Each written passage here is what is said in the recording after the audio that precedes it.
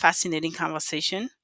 Um, Today, I have with me as guest Mr. Isaac Brown. Um, we will be talking about Taboo Connection, the past, the present, and the future. So I ask you again to share the show, invite someone, tell a friend to tell a friend. So get some water and come with your questions as well. We'll open the line for questions and comments, if any. So just Mr. Brown, welcome to the show. I know this is your first time, so I just want to say welcome to About You podcast. Glad to have you. Thank you, Ms. Cole, for the opportunity to be on your podcast. I see it as an honor, and I look forward to a more engaging conversation. Thank you. Thank you, sir. So we're not going to wait any further. Time is fast spent. So first, we I want to congratulate you again for taking on this noble responsibility. I know leading in lab organization is not an easy task, so I want to thank you for just stepping up. Um, so before we go deep into the question, what motivated you to run? Thank you for the question. And so, uh, the motivating factor behind why I stepped up to the plate to contest for the presidency of Taboo Connection was just based on the members' interest. We've started a journey since 2018, and in 2024, this year, before the convention, few of the members saw the need that we could have a shift in leadership, and so they approached me. And having been one of those who, being behind the scenes, making sure that we are where we are today, I had no option but to accept the people's request. So that was one of the motivating factors of why I contested for the presidency. Awesome, awesome. So you said the organization came into existence 2018. Yes, so let me just give you a historical background, if you wouldn't mind, of how we started. I will do that maybe on a minute or two. So Taboo Connection is started off uh, before 2018. But then we were not yet registered. Uh, Friends, who once lived in Taboo, and for those who do not know what Taboo is one of the cities in the country called La Côte d'Ivoire, Ivory Coast for short, and it's a bordering country to Liberia. So during our civil war, few persons or Liberians were refugees in Taboo and other parts of Ivory Coast. And so those people who lived in Taboo back then and had the opportunity to have traveled to different countries, especially the United States, saw the need to establish themselves into something that would be a charitable organization to be able to give back to the least fortunate. And so officially so fast forward in 2018, we were legally registered as a corporation in New York State.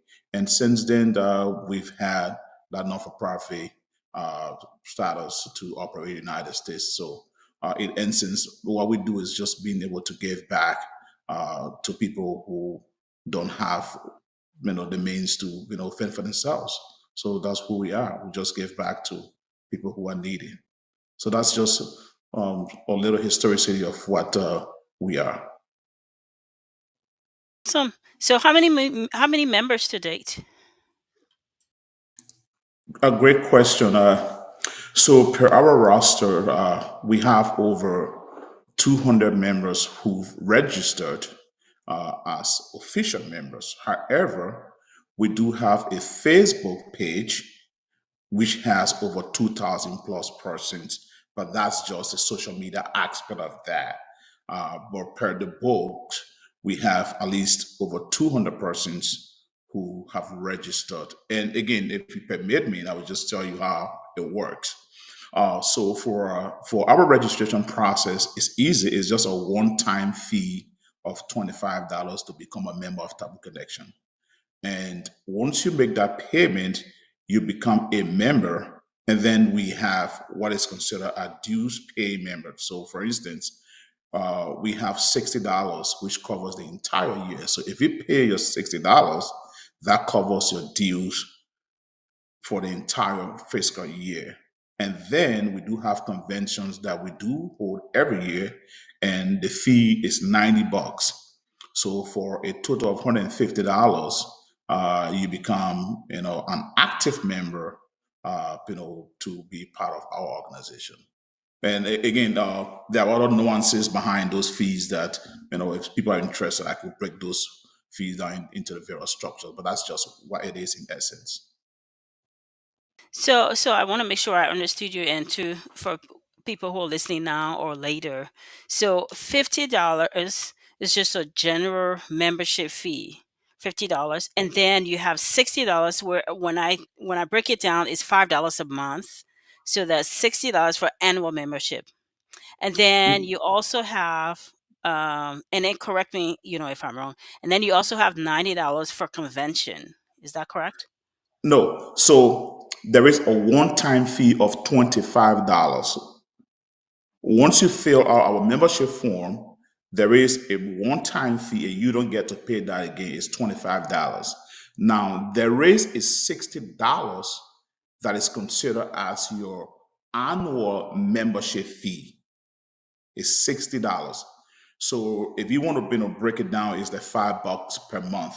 However, that $60, what we did is to break it down into two components. There is $35 that go towards what we consider as a benevolence fund. So the benevolence fund is where if something were to happen to any of our members, so say your mom, your dad, or your sibling, your kids, any of them passes in the U.S., the organization takes a certain portion as an envelope and give that to you. So the $35 of the $60 goes towards benevolence. So pretty much it's like $25 you actually pay for due, which is like a drop in the pocket. But we just structure it in a way to say $60 for your annual dues, but that's just broken down into two components. I hope that answered your question. Helps. But so I want to ask a little more about the $90. So the $90 is an annual convention fee. So tell us more about the convention. What happens there? What covers the $90? Is it subject to change from year to year? Tell us more about that $90. Great. And so the $90, it came about when we had our first convention in Dallas. The $90, as any organization would do, the $90 is paid before you can be admitted at the convention. So at the convention is where the general membership meet. And so at that conventions, we go about adapting and making amendments to our constitution. Whatever we discussed in our local chat rooms, those decisions are finalized at the convention. So again, like any organization would do, general decisions from the general membership, which is the highest decision making body of the organization, are made at our convention. It is also at the convention that we come up with the next project to undertake. So everything that has to do with the overall health of the organization, those decisions are actually finalized during our general convention. And the sitting fee is $90. Good. Another point to note is that you asked a question whether that is subject to change. Yes, there is a possibility that could be changed based on unanimous consent by the general membership. But for now, it's $90 until otherwise decided by the general membership. So stay on membership. John Doe or Mary Brown wants to join the organization, but never been to Taboo, don't know about Taboo, nothing, but they like the values and they like the mission and vision. Can they join? Great. Yes. So that has been one of the concerns we've had. People were concerned about, oh, I'm not part. I wasn't in Taboo, And so when these concerns were being raised, at one point we decided to have an open membership, meaning you, for instance, Miss Cole, Tavina Cole, can become a member of Taboo Connection once you see what we do. We have our website, of course. We have our official Facebook page. So when you're interested in what we do, yes, you can become a member, even if you have not lived in Taboo before. Thank you. That's helpful. So stay on the membership. So how? So you did mention that they can fill out a form or where it is. Where is the form? Is it on the website? Is it on your Facebook page? How do the people get in? How do people assess that form? Great. And so what we've been doing is that as far as the form is just a generic form, that's just basically asking for your first name, your last name, your phone number, your email. If you care to share your month and the date you were born, the state you reside in, the country. Yeah. So for that form, once you contact, or we do have a membership committee that sends that form to you via text message or email. However, as far as integrating that form into our website, that's something that our administration now is embarking on to have the form integrated so that if you went to our website, which is tabooconnection.inc.org, you can be able to see, if you click on maybe join us now, you can just see that form and then you can fill that up to become a member. So, yeah. Awesome. So it appears to me that the organization is a global organization, but just by the name and everything you said so far. So do you have a headquarters state or a home state, for lack of a better word? Yeah, global in a sense, yes. Our membership spans across the globe. So we have members in Sweden, Australia, Liberia, the US, Canada, and different parts of the world. However, uh, the, the fact that we are all over the world, we do not have a centralized office, so to speak. We do have a registered office or location, which is New York, which we have our physical address where all of our legal documents go. But as far as if an office will say, yes, this is Double Connections office, we actually do not have that. Most of the stuff we do, mostly virtual. We do meet a lot, online and discuss a lot of things, and then we physically meet at least once a year in August for our general convention. If that helps to answer the question. Yeah, that I mean, everybody moving to virtual and remote now, so just having a virtual space that's helpful. There are sometimes there are some nonprofit you can't even find an office for them, even virtual office or even a mailing address or a working email. So I mean, that's why I'm going with that one. So thank you for clarifying. So let's talk about your leadership structure. Of course, you are the president. Do you have a vice president, secretary? Tell us more about your leadership structure. Thank you. So for the leadership structure, we have it structured in a way that we do have, first we have the board of directors, and then we have the executive, where we have the vice president, the president, the financial secretary, the treasurer, the chaplain, and then we have other committees that are appointed by the president. And so it is structured in a way that the president makes these appointments. For instance, we have our benevolence committee, we have our project committee, we have public relations and social media committee. So these committees, once they are appointed, these people have to be vetted by the board of directors. And so, when, for instance, since I'm the president, whomever I appoint, automatically that person does not start to function unless they've met the board for questioning and just to make sure that they know exactly what task they're about to undertake. So, yes, we are properly structured in terms of our leadership. Still peeling the onion there. Your board structure, how many member board? Can you hear me? Yes, sir. All right, so our board, we have at least 7 members should be on the board, at least from 5 and above. And so all of those members are all part of the institution. So nobody outside, nobody who is not a part of Taboo Connection can be a part of the board. No, you must be a member. So at least from 5 and above. So that's how our board is structured. So let's talk about the term for your leadership. I mean, the president, specifically president, vice president, how long is the term? And then your board, how long is the term?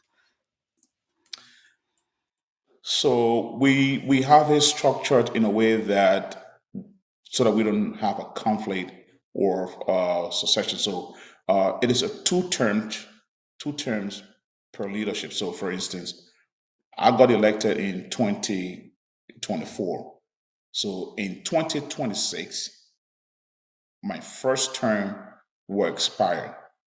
I do have the opportunity if I do want to contest after 2026, I have that opportunity to contest, but it's just 2 terms. After that, no, I cannot contest again. For our board, so it's 2 years. So it's 2 years each term. So it's 2 years each term. For our board, it's 3 years. So say if an administration is expiring, you still have the board to be functioning to be able to charter in the new executive. So the board goes for 3 years each term, and then executive goes for 2 years each term. That's how we are structured. And so last question still on leadership structure. I know you mentioned that you meet very often, the organization meet very often. How often? What's the cadence there? Is it monthly? How often is often?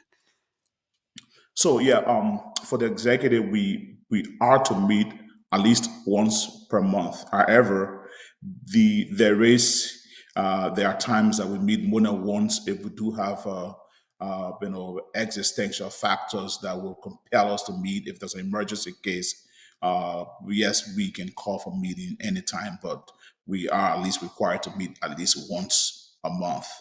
That's how the executive we operate. But we engage on a daily basis in our official chat rooms, every now and then. Yeah. And so how often the executive meets with the General Assembly or the normal people, for lack of a better term?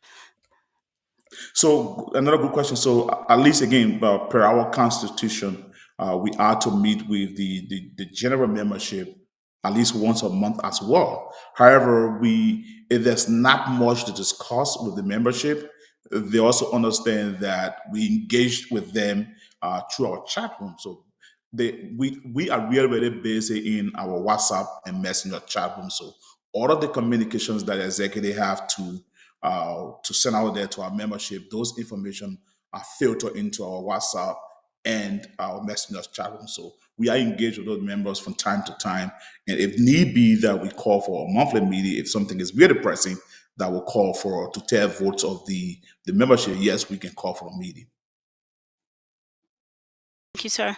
So, thank you for that breakdown. For people who don't understand, so this is helpful, and for somebody to me too who've never heard about Taboo Connection. Um, so, how do you ensure that the organization remain relevant and impactful over your time or over your term? So in terms of relevance is to ensure that we are doing the right thing. And when I mean the right thing is that the past leadership, I must give it out to the former president, His Excellency, former President Abaku Ido, whom I took over from. He did a remarkable job, and we just took over from. We don't see it as politics. This is charity, and so all we do is to be able to just, give back, and so there is nothing to fight about if somebody wants to contest, and so we are very good friends. He's a big brother of mine. From time to time, I consult with him. So for relevance, we try to make sure that uh, every now and then we engage our members. We have ourselves, very present on social media. If you go on Facebook now and type in Taboo Connection Incorporated, you definitely see us. We relevant in other words is that making sure that we look out for the welfare of our own members as well. It's not just giving back to charity. We look out for our membership. So let me just give you a typical example. It is not just every time collecting from our members for to donate to these causes that we undertake. One of the things we try to do is that we try to make them feel a part of an organization. And how we do that is, for instance, if you were a member of Taboo Connection and you had a very important event, so say you were getting married, guess what happens? We carry out voluntary contribution, and whatever is raised from the voluntary contribution, 75% of that amount goes to you as a token from the organization, and 25% is kept just in the organization coffers. If I can expand on that, just in about 3 months, we raised so much that people were so inspired that many organizations don't even do that. One of our colleagues was getting married in Minnesota. We do have a perks of $200 that we give out from the organization cover as a token. On top of that, we put a 2 weeks general contribution notice up. So at that, we raised over $1,600, and 75% of that amount went to that person who was part of us. And guess what it did? It helped them to solve some of the problems, or at least to help to cover some of the expenses that they had to do. And we do it from time to time. So, but there's a caveat to that. And that caveat, I'm expanding on this a little bit, but that caveat that you have to be a member in good standing. Good standing means that you would have paid your yearly dues to be in good standing. So if you were not in good standing and you have such an event coming up, guess what happens? We just extend to you congratulatory message, or maybe just a card from CVS or one of those areas. But we just wish you well. But if you are a member in good standing, yes, we are obligated to do what I just explained to you. So I hope that helped to answer that. I'm blown away by what you said, Mr. Brown. You don't hear that so often around here in Liberia organizations. So I thank you guys for doing that. Every 5 cent help a whole lot, especially when you have projects, weddings, deaths, and stuff like that. I've heard in other organizations, depending on your connection with who, then you get to, even if you pay your dues, then they will give you something. But the fact that you paying your dues and somebody can even give you 75% of a collection, that is noble. It will encourage anybody to be a part of an organization like this, or even refer the organization. So I thank you guys for doing that, and keep up the good work when it comes to that. Thank you. Let me just chime in something on in 30 seconds, if you wouldn't mind. Sure, sure. And so, if you were also a member of Taboo Connection and also in good standing, guess what happens? God forbid, if you had a terminal illness, so say you had to go through some procedure, and the membership committee along with the benevolence committee confirmed that, hey, Mr. X or Madam Y is in good standing, and it's confirmed and verified that you going through some terminal illness and that you wouldn't be able to work for a couple of months, the organization raises money, and all of that amount, 100% of that amount goes to you. That's different from if you were in good standing and active. But if you were ill and you say you're going to the hospital and something will happen, if we raise $3,000, $3,000 goes to you. We don't take a penny out of that. And so those are some of the things we do, so that at least not just asking our members to be giving every time, but then if something happens, we don't show up. So a whole lot of things we do, and as times goes by, once people that are interested, we can delve into what we do in totality. So thank you for the opportunity. Sure. So I mean, every organization somehow have, especially nonprofit, they have a mission and vision statement. So tell me about, what do you do to keep the mission statement alive, or to have it accomplished? To keep our mission and vision statement alive, is to abide by the Constitution. We do not operate outside of the confines of the Constitution. Everything we do in Taboo Connection borders or centers around our guiding rules, which are our constitution and bylaws. So if there's anything that contravenes, our operations or what we do not do it. So to keep the organization alive is to ensure that everything enshrined within the constitution and bylaws are withheld to the court. And those are some of the reasons since 2018 we've been around. Even in COVID, we were still functional, and up to current, our membership continued to swell. Some Well, even with constitution, I believe there are some challenges. So have there been some challenges in reaching the mission or accomplishing your mission and vision? Well, to be quite honest with you, we haven't had any constitutional challenge uh, that would impede the function of the organization. So I'm not trying to taunt Taboo Connections on, but I can tell you that if you really looked at what we do and you really came into being a full fledged member, you will have no regrets. All we do is just group of people with like minds.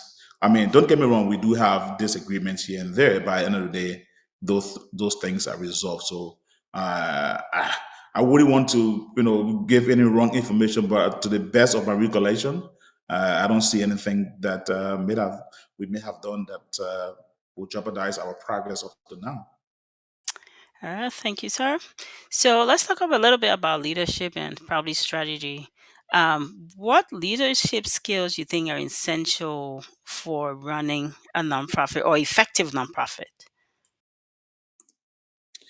The the skills, there are many skills out there, but I would say to you, for a not-for-profit to function, and Ms. Cole, I will be honest to tell you, you have to be transparent as much as possible as you can. If you are not transparent in your dealings, especially when it comes to the organization funds, I can tell you your leadership will never have any legacy to leave behind. I've watched this organization grow to where we are, and to present, I cannot point to any financial malfeasance that I can even point to. So if today Taboo Connection, it is what it is because of the transparent people that we have. I don't know how much to quote this, but transparency is the goal, man. If you want to lead an institution, you need to have integrity. You have to be transparent, and you just got to lead by example. Be open minded. It's nothing to hide, especially when you are managing people money. That's that's all I can say. Just be open, whatever it is. If you spend $5, have a receipt of the $5. Make it open. Don't hide anything. I mean, just be transparent. I think the that's the hallmark. Transparency and openness. So, speaking about strategy, tell us about one strategy that you've come up with, or the organization that came up with that had significantly impacted the organization for a good reason. Great. So when you have an organization and because you feel that you're the president or you're the board of directors and ignoring the people's concern, that is a recipe for failure. So let me clearly point to the strategy that has made Taboo Connection to continue to succeed. It is allowing the people to be the one to make the decision. So what we do is, for instance, let me give you a clear example, one example. If we want to undertake a project, the executive and the board will strategize and say, hey, we want to do X, Y, Z. Guess what we do? We do not make that decision. We go to the general membership and give them options. They are the ones to decide which project to undertake. And because we allow them to be the ones to undertake the project, or to vote upon what to undertake, they embrace it so much, and in no time those projects are executed. So strategy allow the people's will to prevail. That's what I can say. I love that. Give the people the power. I love that. I love that. Awesome. So let's talk about projects. I know you mentioned, about giving people the power and when you're ready to execute projects. But let's talk about some of the projects. What measures you've put in place, other than giving the people the power, but what measures you put in place to just to measure your projects, or in different ways, and to make sure they are effective. All right, thank you. So for projects, for instance, we we undertook a project in Liberia, in the county called Maryland, which is closest to Ivory Coast. And what we did was we allowed the project committee, after the membership agreed that we should undertake a backpack project with other, school materials for kids. The project committee went ahead and did a feasibility study and came back to us with the numbers. And at the end of the day, you know, um, we presented the findings to the membership, and they saw it to be a good thing that we could have done back then, a few years ago. And so at the end of the day, we were able to supply 436 up to almost close to almost 500 students from struggling schools in Maryland with backpacks, with school materials included in it. That was our very first heavy project that we undertook, and that project was successful. And the way it was successful, that we worked out all of the modalities. Fortunate for us, the chairman of the board uh, was traveling to Liberia, and so we craved his indulgence to help to execute that project, so that at least we could have a proper accountability of those materials that was sent out to the school. So that's how we operate. So whatever we want to do, we properly strategize, we come up with the numbers, we run them by the membership approve that, we come up with what each person is going to contribute. And again, just to mention one thing, all of our projects are membership funded. So it is the membership that funds these projects. So that's how we've been operating it. So yeah. So obviously, we're in technology age. So I care to if you care to share with us, how do you think technology and innovation play a part in the success of a nonprofit? Well, I there's no better way to say that, but if you have an organization that does not want to conform to the technological age that we live in, a lot of things will not be effective. And so, using technology, we've made use of every tool possible. For instance, we do have a YouTube channel to be able to reach out there to people, upload some of our videos, some of the things we do. We have a Facebook page.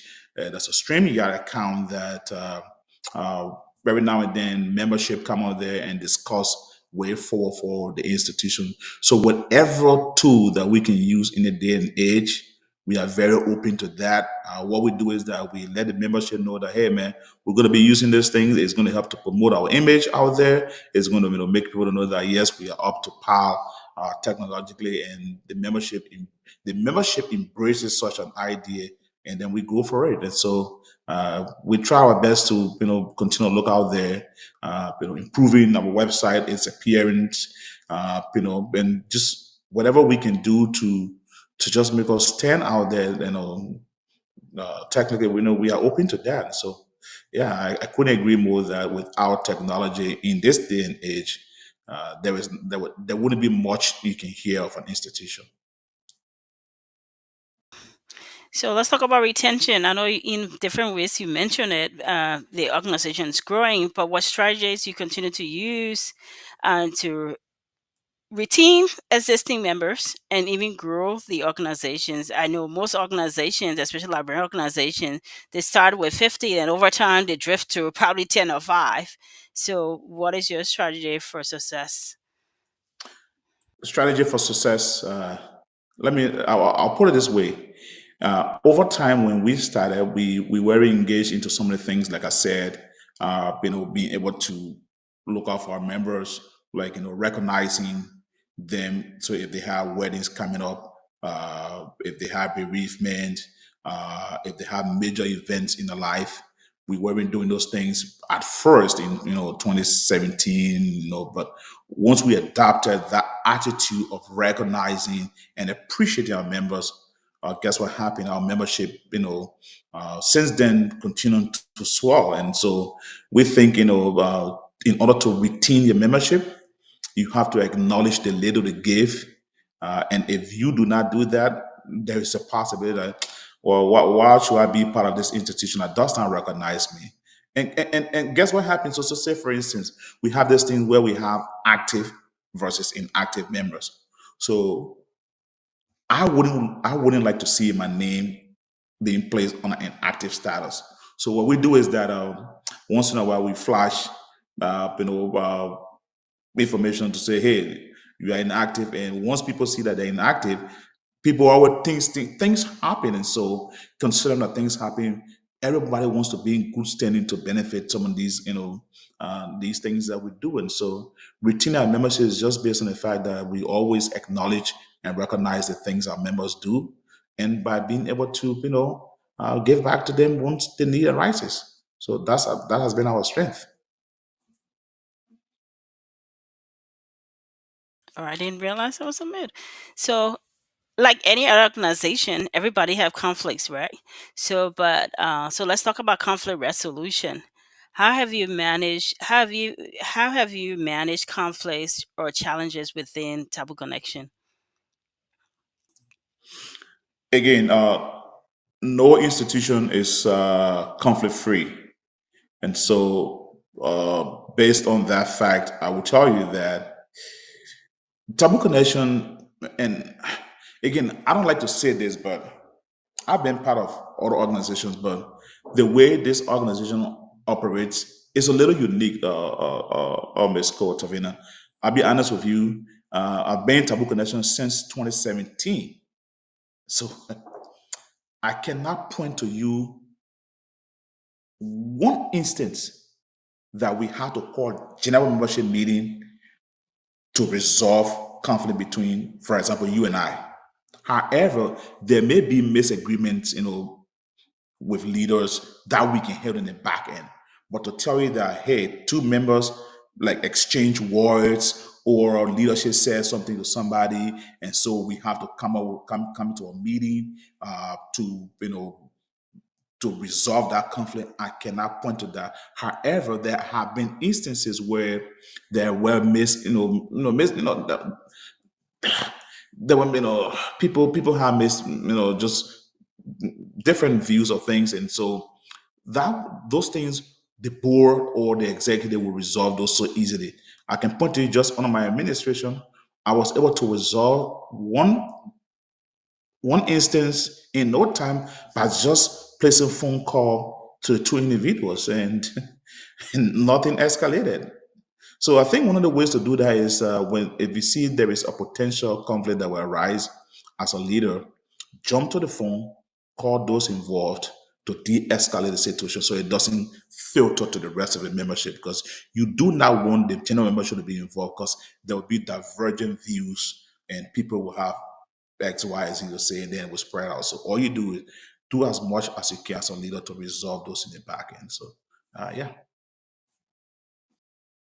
Stay on conflict skills. So tell us one of your most difficult challenges you've had as a leader and how you were able to resolve it. Well, I assumed the presidency August of this year, and again, it was just one event or one instance. It wasn't even difficult because it was just one phone call. So to the two persons, we are all very good friends, and I can tell you, matter of fact, whilst on the phone, it was resolved, and so uh, I didn't see that as a challenge. It was not a challenge because I did not have to get a boy involved. It was just three persons interacting, and it was resolved, and so that's what I can say to that. I mean, here you talking about leadership. You make leadership sound like a cakewalk. So it must be a easy and a fun thing for you. Well, you have to be people centered. I'll be honest with you, and just maybe a little bit, just so you know, I once served as the chair of the membership committee back, a couple of years back under the former president. So I had an opportunity to engage with at least all of the members, and so it's easier to relate to people who you've worked with in the past. So just so you know that. Awesome. So let's talk about mistakes. We all make mistakes. No one is infallible. So tell us about some of the mistakes you've made. What are assuming as since you took over as a president, or why you were supporting other leadership, and how you've evolved through that, or how have you learned through that situation?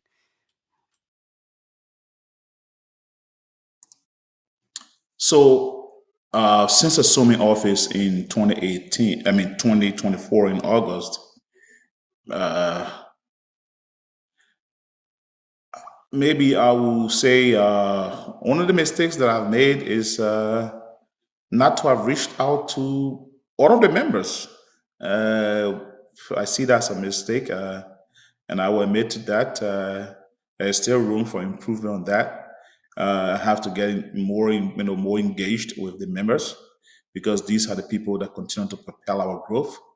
And so I see that as a responsibility that I have to, double my efforts on. And so that has been a mistake or a challenge in my view.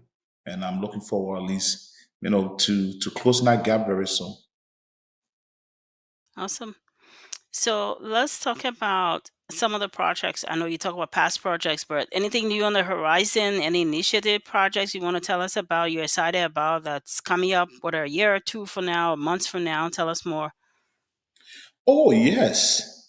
Speaking of projects, currently we are embarking or we've embarked on a project. Guess where that project is going?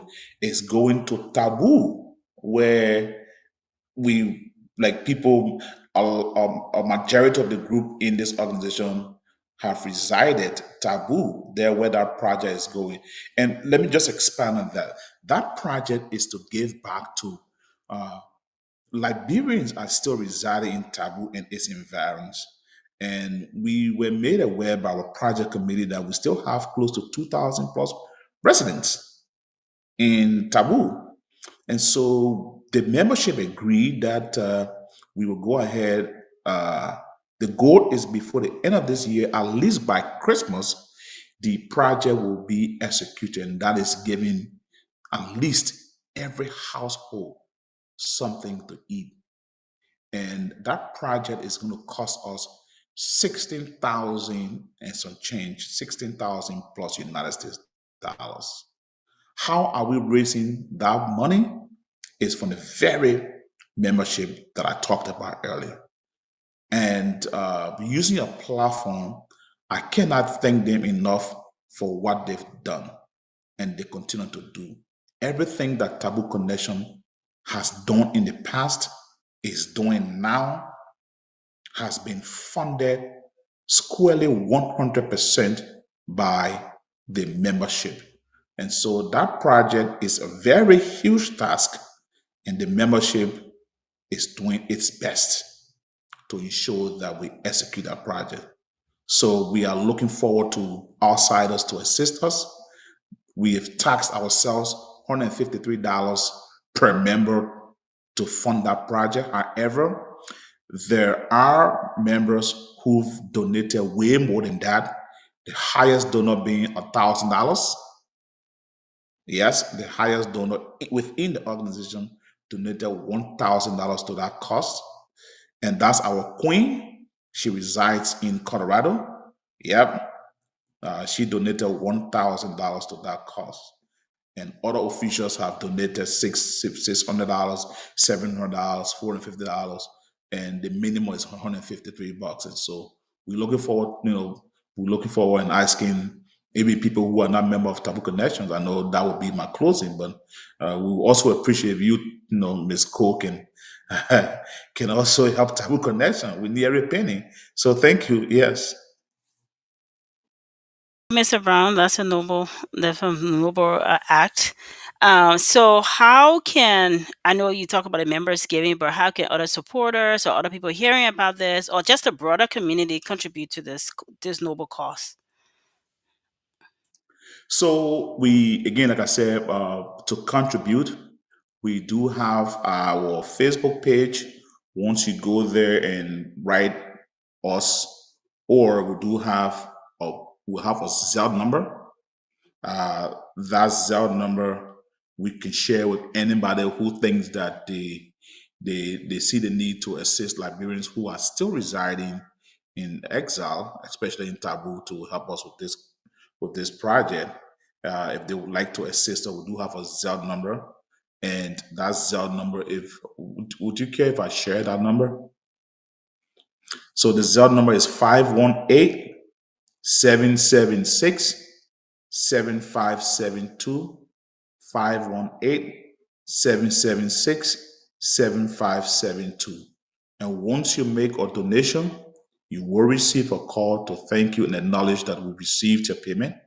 And if you don't mind putting just a brief, description to the Zelle member, that's fine. But once we receive any donation, we definitely do acknowledge those people who donate to such a worthy cause.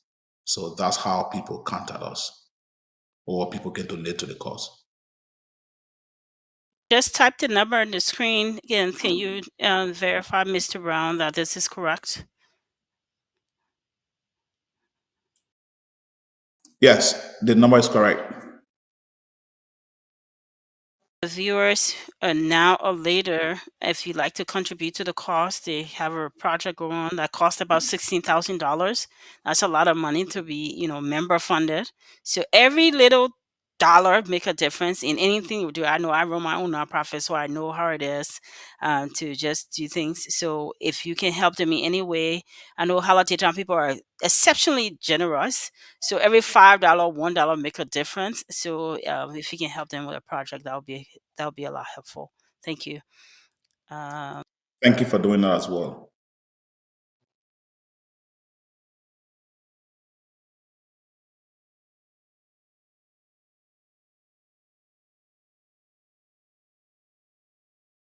okay. Can you hear me now, Mr. Brown? Okay, Yes, I good. can hear you. Okay, so other than the project that the organization is taking on, what is your vision or what is your goal for the organization under your leadership? What do you hope to accomplish before your term is over or during your term? Thank you. And that's a very good question. One of the things that I ran on was the fact that as a non-for-profit, at least in the U.S., most organizations strive for a tax exempt status, which is what is considered the 501c3 status.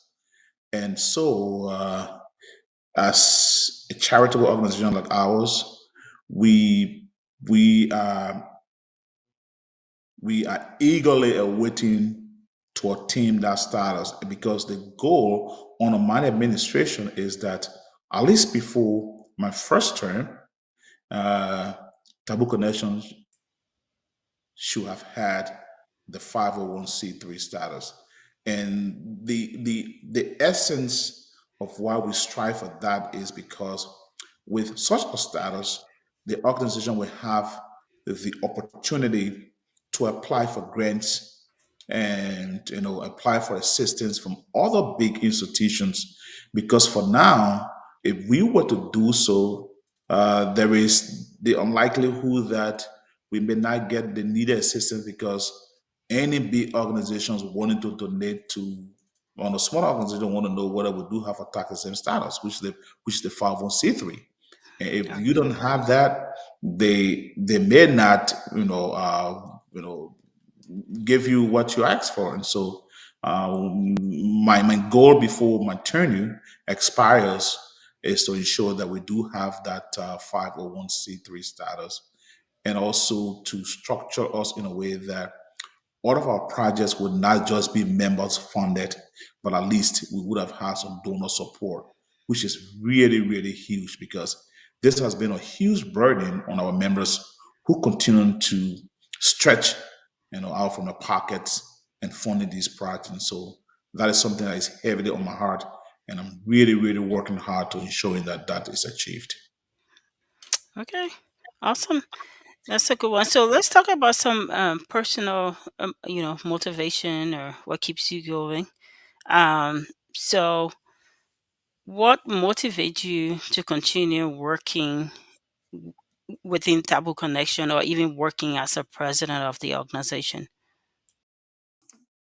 Well, my motivation is just tell to be very honest with you is, you know I I once lived in the Ivory Coast, and I know what it means to be destitute. I know what it means to be hungry. I know what it means to lack basic necessities. And so the driving force behind why I'm still a member of this organization is because of what we believe in, giving back. And without that, I wouldn't be a part of this because, like I said to you, every penny we raise in Taboo Connection, goes towards a worthy cause. And so, because I experienced what it meant to sleep hungry, I experienced what it meant to live as a refugee specifically, where you have to wait for United Nations to have your name placed on a roster before you get a cup of rice or beans to eat.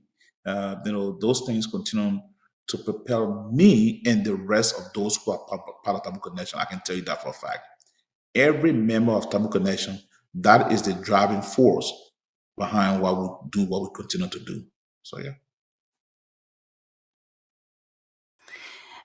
So what word of encouragement will you give to someone who desired to run as a president or in leadership role or the board or of a nonprofit or any organization? Well, the encouragement I would tell anybody who is wanting to lead an organization like ours, one, you have to be patient. You have to be selfless. I will tell you this: we've been in this organization since 2018. No official has gotten paid. We go to these conventions, even as leaders, spending our own money. We don't get paid. You imagine looking at a couple of dollars, in an organization account as a president or the board director, and whatever it is, and you cannot take a penny from those people's money. So if you are not willing to make the ultimate sacrifice, you cannot be a leader. That's how I would say. If you cannot make the sacrifice, to just serve without pay. Imagine, Ms. Cole. I mean, serving without pay. 2 years to be a president for 2 years, and never a day that the institution writes you a check. It's tough, but it's only because of the passion, the willingness to be able to put people together, to give back to people who are hungry. That's what we do, what we continue to do. So that's what I can say. The same sentiment there because I know running nonprofit, you have to dig into your personal money. Not only that, nobody giving you a check, but you dig into your personal fundings, and it takes a lot of time. And then, I mean, on a broader scale, where you have to deal with people, and sometimes people not even grateful for just the sacrifices you're making. So I thank you for what you continue to do. Um, so if Mr. Brown legacy is going to end in a year or two from now, however long he's supposed to stay in power, how do you want to be remembered? How do you want your leadership to be remembered? So I want my leadership to be remembered by being the president under whose leadership that at least Tabu Connection was able to be elevated to having a 501c3 status. I want my leadership to be elevated to a status where at least under my leadership that a lot of things would have changed. For instance, how we operate. And so right now we are in the process to revisit our constitution, to make some amendments to some of the things or some of the way we operate, to be able to change those things to conform to what uh, an actual not-for-profit supposed to operate. And so my vision is that by the time I'm out of the office, there shouldn't be any reason that will prompt one thing, an audit. I try as much as possible to ensure, I have a previous background in accounting, and so I also try to look after the company, the organization, call for us to just ensure that every nickel and dime is actually being spent in the proper way. So uh, I don't want to leave office just as my predecessor. He left office with no blame. I want to also do the same. That I want to spend wisely. Let me add that there. I don't just want to dish out the people's money, but I want to do it prudently so that it wouldn't be that under my administration we were just spending here and there. And that's why I'm listening more in most of our meetings and acting less, but very strategically. So, you keep talking. There's something you said more than once, so I want to go there. That you want to get the nonprofit, the non-exempt I mean the exempt status and all of that, and you want to be remembered. That's one of the things you ran on. So you can accomplish that in 9 months to a year because I file those things, so I know how they work. I've done it for other people, but then you're in power for 2 years. So what else do you plan to do outside of that? So outside of that, I want to make sure that at least under my administration, aside from just executing one project before the convention, I want to ensure that at least each year, each fiscal year, at least more than two projects should be executed, because just one project that may not be, be executed before you go to the convention, I want to make sure that that should be a top priority on my administration, that before a convention, there has to be project or projects that are executed. I also want to make sure that under my administration, anything that is innovative, for instance, I'm actually craving the indulgence of membership to, the last time I was at the bank, the way the inflow of our finances, like Zelle, Cash App, and all of that. I'm trying to make sure that we can have an integrated platform where members can securely just go, and make their payments. For instance, if you want to pay your $60 due, um, same way you can go online, go shop at Amazon, have a secure platform where members can just go and make their payment, and they are acknowledged with a receipt. And then at the end of the year, whatever contributions they make, at least if it is over, I think, $400 or $600, those members should be given a written notice from Taboo Connection that they can use in the filing to be able to get some little money back, because you cannot just be in an institution and keep giving, and then at the end of the year, there's nothing to show how much you donated. You cannot even claim anything on your taxes. So just before I close on the, I want to make sure that before I leave power, that each member every year at the end of the year, so say for instance, we already in December. So by December 31st, the financial office would have compiled a list of all those who donated and write an official letter with our EIN and everything, showing that this is how much Isaac or Telvina has donated, and those money based on the status that we have can be used, against their filings, to be able to get, even if it's $100 they got back. At least those are some of the things I'm looking forward to.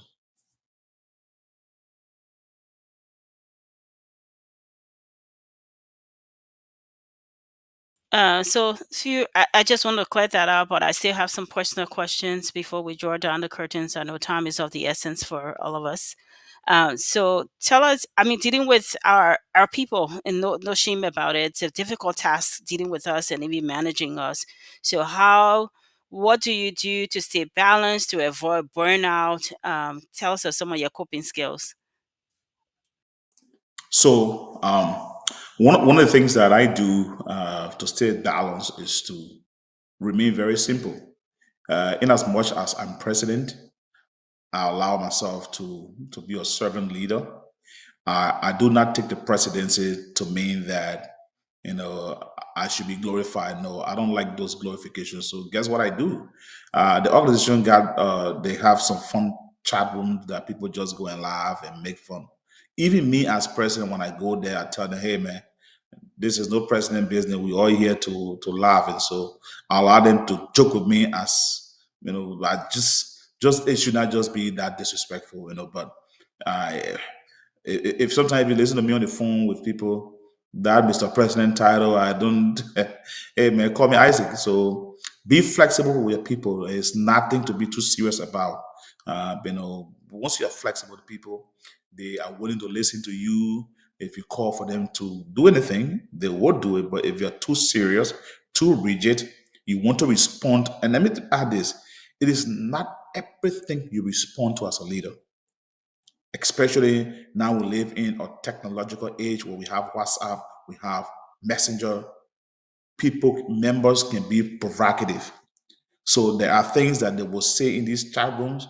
If you have a thin skin as a leader and try to respond to everything these people say in the chat room, your leadership or your administration is up for failure. And so what I do most of the time when I see anything that that tends to question the efficacy of our leadership, what we try to do is that we've channeled it to we have a membership committee that deals with kind of aspect. I'll call the membership committee and say, hey man, there is a concern from Mr. Vina, can you call and ask her what's going on? So I, as a president, I do not have to respond to everything. As a leader, listen more to the people and act less. That's what I can say. Thank you, thank you. I like the last one you said about that approach or how you handle, conflicts or on the technology front. Because with all these apps we have, if you have somebody like Telvina, I write a lot, but so having somebody to reach out to me to understand more my thought process, what my concerns are, is really a good thing because it helps to minimize the conflict and also to not let things escalate and rub on other people. But once you just get throw it to the curve and think like, "Oh, it doesn't belong here, this person kind of way," and then the person feel less than, and then the things just tend to increase, as you have somebody that Tavina who full of energy is never gonna stop anytime soon. So thank you for that skill. I hope some people can learn from this. Um, And just to add, just 30 seconds, even our leadership chat room, sometimes it becomes very heated. Same strategy applies. Some of the leaders will come at you, will say some things, even if all of your leadership, but some of the comments, all you have to do as the head is just gloss over it and brush it up and pretend that nothing happens and just keep it moving, and that way it de-escalates things. So that's some of the strategies.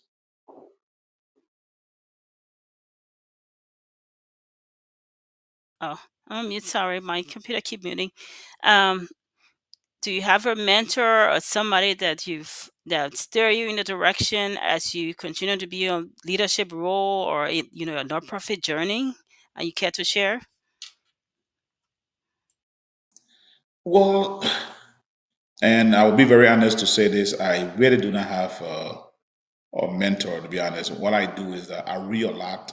You know, um, yeah, I read a lot on leadership per se, or just different aspect of what it means to be part of groups, to be in organizations, and so based on what I read, I put those things into context and just try to apply some of those principles. But particularly, no, I really do not have anyone to really speak of as a mentor that I try to emulate, so to speak. Okay. So one last one before I turn it over to you to give some parting comments or anything we didn't touch on. Um, if you could change one thing in Taboo Connection, what would that be? The one thing that I hope to change is to just ask our members uh, to just spread the word out there. It just shouldn't be about leadership doing everything. Members should be the ones, also, so say for instance, if you have your husband, your wife, your girlfriend, and you are part of Taboo Connection, one of the things I hope that can change is once I'm part of that connection, can I encourage my wife? Can I encourage mine? Can you encourage your husband? Can you encourage your girlfriend to help to support a cause that you believe in? Even if they do not want to be a member, they could be donors. And that's one of the things I really, really hope can change in Tamil Connection, because at the end of the day, when you do that, if you guys were three in the house and you brought two persons, everybody can do that. Our strength will continue to be of much impact. That's what I can say. Awesome. So I've exhausted all of my questions and everything. So it's your turn, Mr. Brown. If you have anything that I didn't cover or you'd like to share, please, it's all yours now. So first of all, let me take this time to thank you.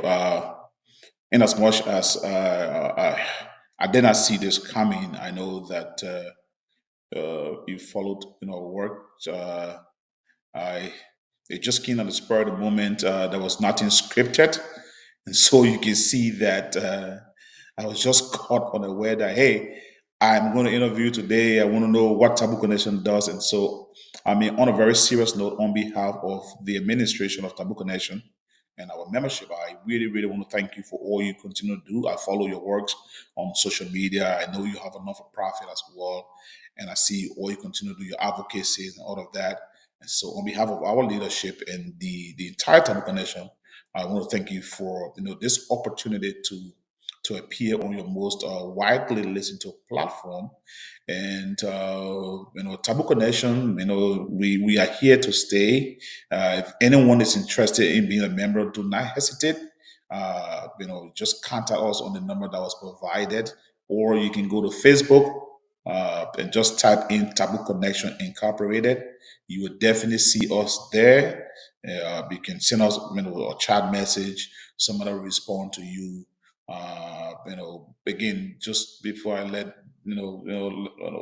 just draw down the curtains, I like to say that we are now undertaking a huge project in Taboo that is costing over $16,000. Every help is needed. So I'm asking all those who are listening to this podcast, the number is on the screen. Uh, Whatever you can contribute will be highly appreciated. And so, Ms. Cole, I want to thank you again for this opportunity. And I want to extend an open invitation to you. If you like what we talked about and you want to come and be a part of Taboo Connection, as the president, I'm extending that invitation to you to come and join us.